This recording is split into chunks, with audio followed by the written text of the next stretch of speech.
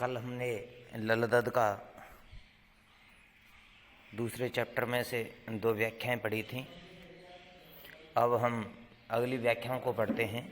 जो तीसरा लिखा हुआ है, आई सीधी राह से गई न सीधी राह, सुसुम सेतु पर खड़ी थी बीत गया दिन आह।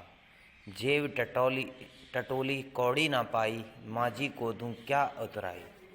यहाँ पर जो कवियत्री है वो ऐसा कहती है कि मैं आई तो ये सीधी राह थी, लेकिन मैं सीधी राह चल नहीं पाई। उसके कहने का तात्पर्य यह है कि जो ईश्वर का, जब मनुष्य का जन्म होता है तो वो सही और सत्य के रास्ते पर, भक्ति के मार्ग पर चलने के लिए होता है कि वो असत्य का सहारा छोड़ दे, जो लोभ मोह माया इस सांसारिकता का परित्याग कर दे। तो आता तो प्रत्येक व्यक्ति इसी कार्य के लिए है कि वो भक्ति भावना में निहित रहे। गई न सीधी राह, लेकिन जो व्यक्ति है वो कभी भी सीधे रास्ते चल नहीं पाता है, क्योंकि वो कहीं ना कहीं सांसारिक मोह माया क्रोध लोभ इत्यादि में फंसा रहता है। सुसुम सेतु पर खड़ी थी बीत गया दिन आह।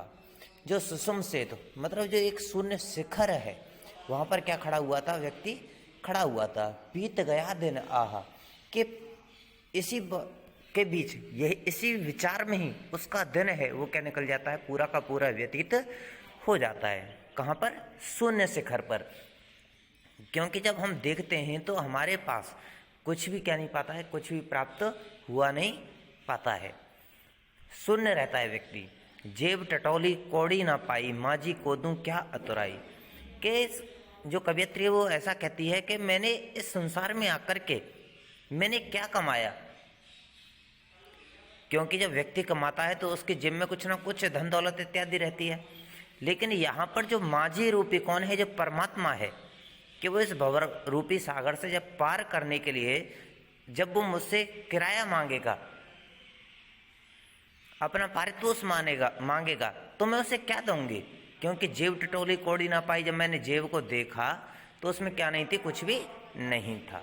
तो इस प्रकार से जो कवियत्री है वो ऐसा कहती है कि हमारे जीवन में, हमारा जो जीवन है वो बेकार में ही इस सांसारिकता में क्या हो जाता है, व्यतीत हो जाता है। हम जिस कार्य के लिए आए हुए होते हैं वो हमारा कुछ भी नहीं रहता है। आगे कहती है कवियत्री अगले वाक में, थल थल में बसता से भी भेद न कर क्या हिंदू मुसलमान, ज्ञानी है तो स्वयं को जान, वही है साहिब से पहचान। कि जो परमात्मा है, जो शिव है, वो थल थल मीन्स प्रत्येक कण कण में विराजमान है। भेद न कर क्या हिंदू मुसलमान, लेकिन जो व्यक्ति है वो यहाँ करके हिंदू मुस्लिम सिख ईसाई आपसी भेदभाव में पड़ा रहता है। लेकिन जो कवियत्री है वो ऐसा कहती है कि जहाँ पर तू, अगर तूने वास्तविकता में इस पृथ्वी पर ईश्वर का सच्चा भक्त है तो क्या मत कर, किसी से भी किसी भी प्रकार का भेदभाव मत कर। ज्ञानी है तो स्वयं को जान। अगर व्यक्ति ज्ञानी है, अगर तुमने ज्ञान प्राप्त किया है तो अपने आप को पहचानिए, वही है साहिब से पहचान। वही क्या है, हमारा वास्तविकता में परमात्मा से क्या होगा, मिलन होगा।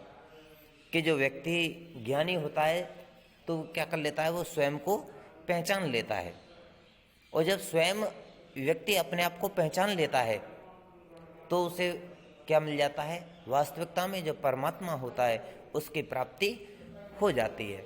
नहीं तो क्या करते हैं हम सब, इस सांसारिकता में आकर के न जाने क्या क्या अपने ज्ञान पर क्या व्यक्ति क्या कर लेता है, अहंकार कर लेता है। और उस अहंकार में आकर के वो अपने पूरे के पूरे जीवन को नष्ट कर लेता है। उसका जो जीवन है वो समाप्त हो जाता है। और जब हम उस अहंकार में, लोभ में, मोह में, माया में, असत्य के रास्ते पर, अधर्म की नीति पर जब हम चलते हैं तो हमें कभी भी उस वास्तविक परमात्मा की प्राप्ति नहीं हो सकती। जब हम सभी सांसारिकता का परित्याग कर देते हैं तो हमें क्या हो जाता है, उस परम परमात्मा की पहचान हो जाती है, उस साहब से हमारा मिलन हो जाता है।